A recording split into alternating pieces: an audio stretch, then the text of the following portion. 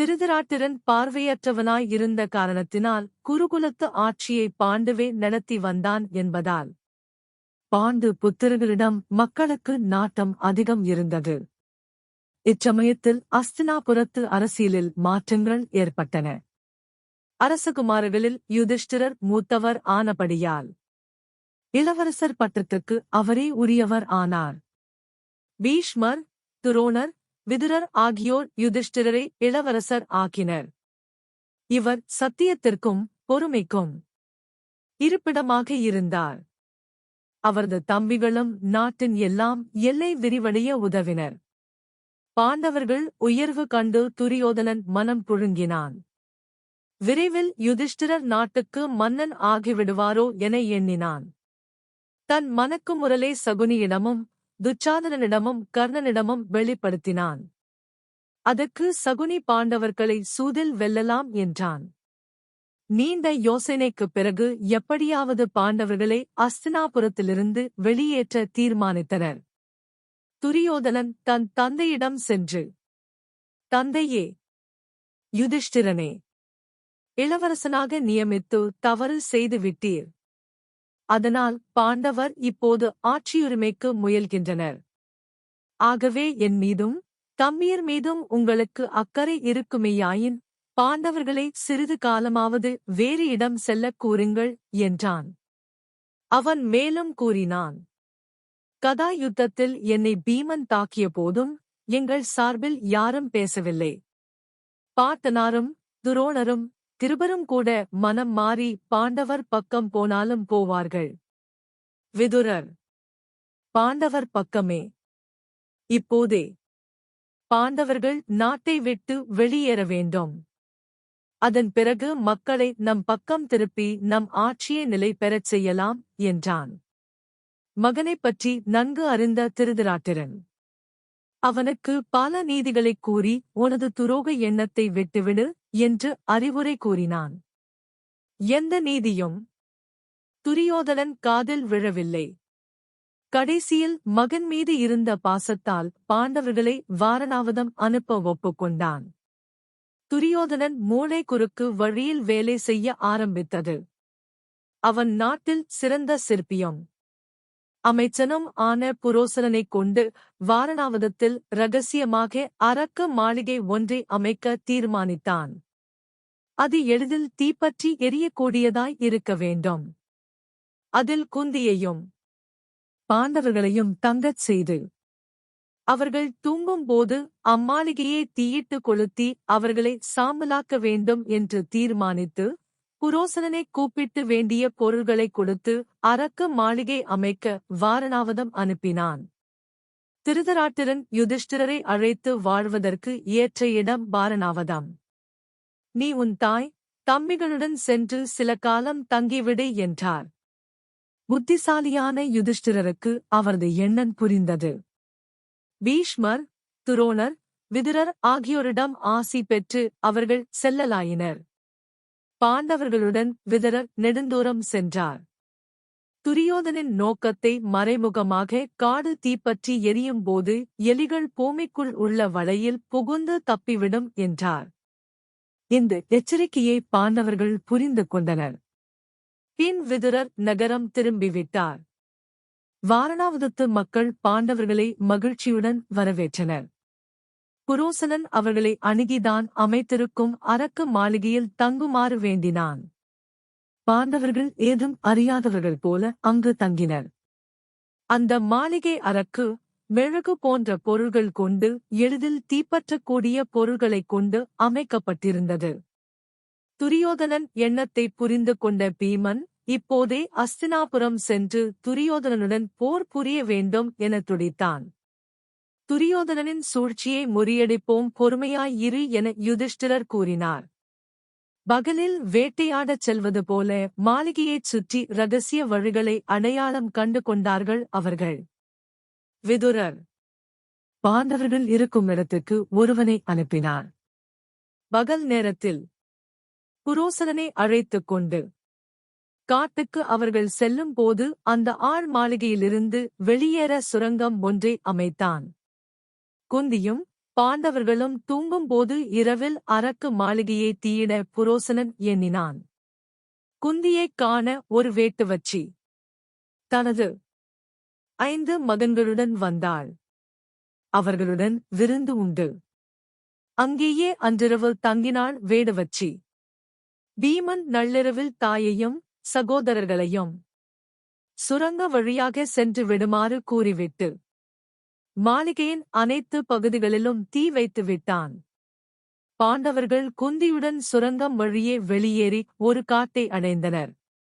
விதுரரால் அனுப்பப்பட்ட ஒரு படகோட்டி அவர்கள் கங்கையை கடக்க உதவினான். பாண்டவர்கள் முன்பின் தெரியாத ஒரு நாட்டை அடைந்தனர்.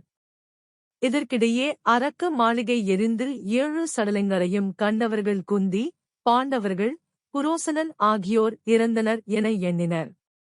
பீஷ்மரும் இது கேட்டு பெரிதும் துக்கம் அடைந்தார். திருதராட்டினும் துயருற்றவன் போல நடித்தான். பாண்டவர்களுக்கு ஈமச்சடங்குகளை செய்து முடித்தனர். வாராணவதத்திலிருந்து தப்பியவர்கள் காட்டில் அலைந்து திரிந்தனர். மேலும் ஒரு அடி கூட எடுத்து வைக்க முடியாத நிலையில் குந்தி இருந்தாள். பீமன் அனைவருக்கும் தண்ணீர் கொண்டு வர தேடிச் சென்றான். அவன் தண்ணீரைக் கொண்டு வந்தபோது தாயும் சகோதரர்களும் ஆழ்ந்த உறக்கத்தில் இருந்ததால் பீமன் அவர்களுக்கு காவல் காத்து விழித்துக் கொண்டிருந்தான். அவர்கள் தங்கியிருந்த காடு இடிம்பன் என்னும் அரக்கனுக்கு சொந்தமானதாகும். இடிம்பன் காட்டில் மனித வாடை வீசுவது அறிந்து அவர்களைக் கொன்று தனக்கு உணவாக எடுத்து வரும்படி தன் தங்கை இடிம்பைக்கு கட்டளை இட்டான். அழகிய பெண் வேடம் போட்டு வந்த இடிம்பை அங்கு பீமனைக் கண்டு அவன் மேல் காதல் கொண்டாள். பீமனோ தன் தாய் சகோதரர் அனுமதி இல்லாமல் அவளை மணக்க முடியாது என்றான். நேரமானபடியால் தங்கையைத் தேடி இடிம்பன் அங்கே வந்தான். பீமனைக் கண்டதும் அவனுடன் கடுமையாக மோதினான். அதில் இடிம்பன் மாண்டான். இடிம்பி பீமனுடன் சென்று குந்தியிடம் பீமன் மீது தனக்குள்ள காதலை தெரிவித்தாள். பின் குந்தி மற்ற சகோதரர்கள் சம்மதிக்க பீமன் அவளை மணந்தான். அவர்களுக்கு கடோத்கஜன் என்ற மாவீரன் பிறந்தான். பின்னால் நடக்கும் பாரதப் போரில் இவனுக்கு பெரும் பங்கு உண்டு. பின் பீமன் இடிம்பியிடம் தன்னை விட்டு சில காலம் அவள் பிரிந்திருக்க வேண்டும் என்று கூற அவளும் அவ்வாறே மகனை அழைத்துக் கொண்டு வெளியேறினாள். இந்நிலையில் அவர்கள் முன் வியாசர் ஒரு நாள் தோன்றி கஷ்டங்களை சிறிது காலம் பொறுத்துக் கொள்ள வேண்டும் என்றும் அவர்கள் அனைவரையும் தவவேடம் தாங்கிய பிராமணர்கள் போல ஏகசக்கர நகரத்தில் தங்கியிருக்க வேண்டும் என்றும் நல்ல காலம் பிறக்கும் என்றும் நல்லாசி கூறினார். பின் பாண்டவர்கள் அந்தணர் வேடம் தாங்கி ஒரு பிராமணர் வீட்டில் தங்கினர். பகலில் வெளியே சென்று பிட்சை ஏற்று கிடைத்ததை உண்டனர். ஆனால் அவர்கள் கோலத்தைக் கண்ட ஊரார் இவர்கள் ஏதோ காரணத்துக்காக இப்படி இருக்கிறார்கள் என அறிந்து தாராளமாகவே பிட்சை இட்டனர். அவர்கள் தங்கியிருந்த வீட்டில் ஒரு நாள் அழுகுரல் கேட்க அந்த ஊர் மக்கள் பகன் என்னும் அசுரனால் துன்புறுவதாகவும் அந்த ஊரில் ஒவ்வொரு நாள் ஒரு வீட்டிலிருந்து உணவும் நரபலியும் கொடுக்க வேண்டும் என்றும் அறிந்தனர். அன்று அந்த வீட்டிலிருந்து செல்ல வேண்டும் என்று தெரிவிக்கப்பட்டது. குந்தி வண்டியில் உணவுடன் பீமனை அனுப்புவதாகக் கூறி அவனை அனுப்பினாள். பீமன் சென்று பகாசூரனை அழித்து வண்டியில் அவன் உடலை போட்டு ஊர்வலமாக வந்தான். யகசக்கர நகரம் பகாசூரனின் கொடுமையிலிருந்து காப்பாற்றப்பட்டனர். மாறு வேடத்துடன் ஏகசக்கர நகரத்தில் தங்கியிருந்த பாண்டவர்களுக்கு பாஞ்சாலத்தில் நடைபெற உள்ள திருப்பதியின் சுயம்வரம் பற்றி செய்தி கிடைத்தது. உடன் அவர்கள் பாஞ்சால தலைநகரமான காம்பிலியாவிற்கு செல்ல நினைத்தனர். அப்போது அவர்கள் முன் வியாசர் தோன்றி, உங்களுக்கு நல்ல காலம் வருகிறது, அந்த நகரத்திற்கு செல்லுங்கள் என ஆசி கூறிச் சென்றார். குந்தியும் பாண்டவர்களும் பாஞ்சாலம் சென்று ஒரு குயவன் வீட்டில் தங்கினர். சுயம்வரத்தன்று பல நாட்டு மன்னர்கள் வந்திருந்தனர். பாண்டவர்கள் அந்தணர்களுக்கான இடத்தில் தனித்தனியாக அமர்ந்தனர். கண்ணனும் பலராமனும் அவையில் இருந்தனர். தில்பதி மாலையுடன் தேவதை போல மண்டபத்திற்குள் வந்தாள். சுயம்வரம் பற்றி திட்டத்தைமன் விளக்கினான். அரசர்களே, இதோ வில்லும் அம்புகளும் உள்ளன. துவாரத்துடன் கூடிய சக்கரம் மேலே சுழன்று கொண்டிருக்கிறது. அதற்கும் மேலே மீன் வடிவத்தில் ஒரு இலக்கு இருக்கிறது. அதன் நிழல் கீழே உள்ள தண்ணீரில் உள்ளது. இந்த நிழலை பார்த்தவாறு மேலே உள்ள மீன் இலக்கை சுழலும் சக்கரத்தின் துவாரம் வழியே அம்பை செலுத்தி வீழ்த்த வேண்டும். அப்படி வீழ்த்துவோர்க்கு திருப்பதி மாலையிடுவாள் என்றான். பல அரசர்கள் முயன்று தோற்றனர். தோற்றவர் பட்டியலில் ஜராசந்தன், சிசுபாலன், சல்லியன், கர்ணன், துரியோதனன் ஆகியோர் அடங்குவர். மன்னர்கள் யாரும் வெற்றி பெறாததால் திட்டத்தைமன் நிபந்தனையை தளர்த்தினான். போட்டியில் மன்னர்கள் மட்டுமின்றி யார் வேண்டுமானாலும் கலந்து கொள்ளலாம். துருபதன் உள்ளத்தில் அர்ச்சுனன் கலந்து கொள்ள மாட்டானா என்ற ஏக்கம் இருந்தது. பாண்டவர்கள் உயிரோடுதான் இருக்கிறார்கள் என்பது அவன் நம்பிக்கை. அப்போது அந்தணர் கூட்டத்திலிருந்து ஒரு அந்தணன் எழுந்து நின்றான். கண்ணன் உடன் அவன் அர்ச்சுனன் என்பதை தெரிந்து கொண்டார்.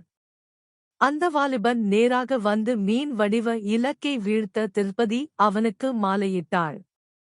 திருப்பதியுடன் பாண்டவர்கள் வீடு திரும்பினர்.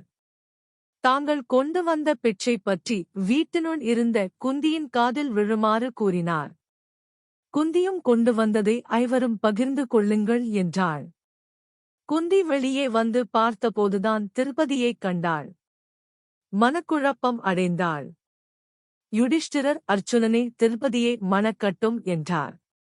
ஆனால் தாய் சொல்லை தட்டாத அர்ச்சுனன் திருப்பதி ஐவருக்கும் உரியவள். தொடரும்.